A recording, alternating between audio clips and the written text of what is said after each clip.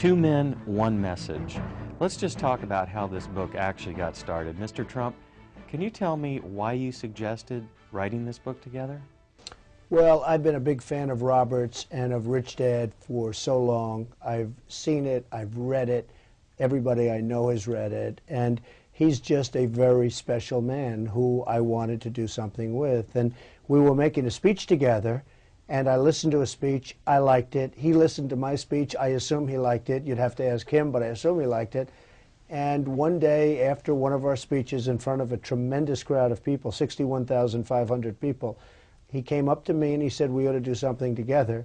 And I've had lots of #1 bestsellers, and he's had lots of #1 bestsellers, and we're just putting it all together. Mr. Kiyosaki, how did you feel when Mr. Trump asked you to write this book with him?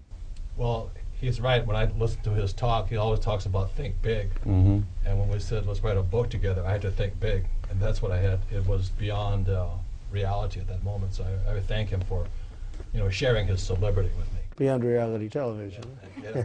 So what has your experience been working together on this book?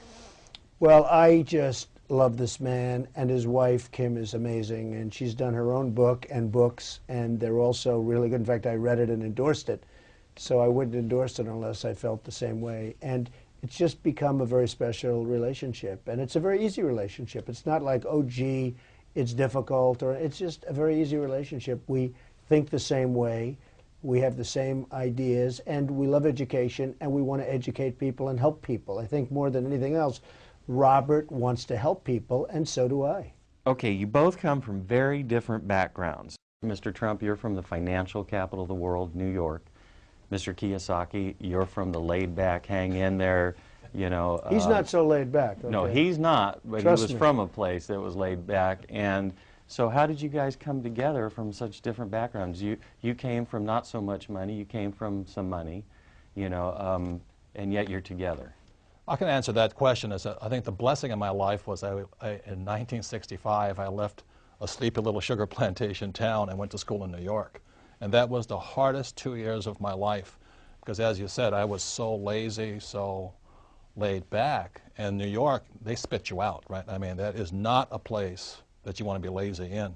But after the second year, I started to love New York City, and that's why I think we see eye to eye on many things today, is because New York really changed me. I could never go back to Hawaii again.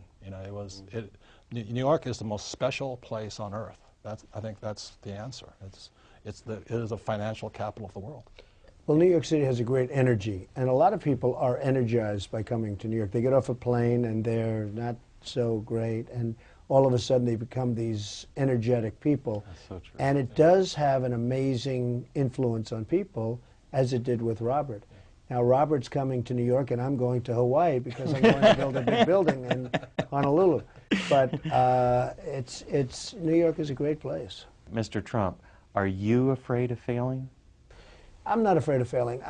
Life, you look and you turn on the newscasts every night, and you see thousands of people killed in earthquakes and tsunamis and hurricanes and all of the problems and wars that we shouldn't even be in, and lots of different things. And when you see all of the problems in the world, what is there to be afraid of? Mm-hmm.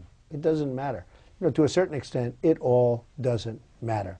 My answer to that is, I think what we have in common also is we both went to military schools. Yeah. And military school is about discipline, about being bigger, about following orders, about leading. But what else we have in common is that we both failed. And he lost nearly $1 billion. I lost a lot of money. A lot of money. But it was paper. Yeah, and I lost only lost $1 million. And I think what makes us better is when you wrote your book, The Art of the Deal, I was so impressed. But when you wrote The Art of the Comeback, and what it meant to come back from being down so far. And most people are terrified of losing $100, and here you're down $1 billion. Billions. And you come back. And I think that's what we have in common, is once you've faced that much what everybody's afraid of, you're not as afraid anymore. I think that's really the difference. And for me personally, it was the best education I could have gotten, was to find out where I made all my mistakes and rebuild my company. You wouldn't want to do it again, but No. it was a great education. But when I read Art of the Comeback, I said, this is a big man. That's when my respect for him grew, because Art of the Deal you know, he's telling about his successes. But when he wrote Art of the Comeback, that's when you grew in my, my eyes, is because most people will not admit their mistakes. Well, Donald and I were very blessed that we both had rich dads. You know, my best friend's father was my rich dad. And financial education is more important than ever before. So I thank you for viewing this, and I wish you all the best of luck.